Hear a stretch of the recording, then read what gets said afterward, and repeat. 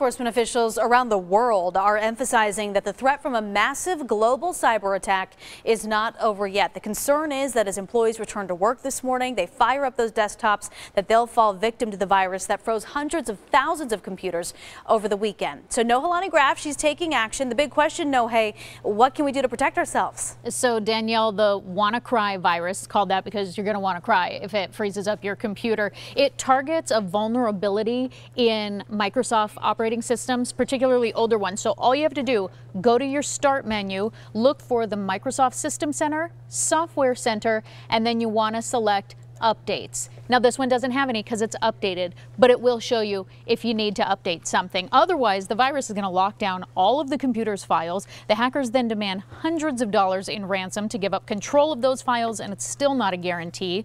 The security flaw that hackers used was made public after information was stolen from the NSA, and so that attack locked some 200,000 people out of their computers on Friday alone.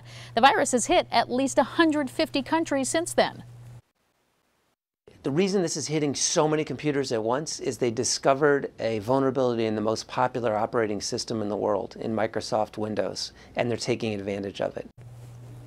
So Microsoft's chief legal officer says the company is working to address the problem. Meantime, if you need more help with what to do, go directly to Microsoft's page and to their download center. Danielle.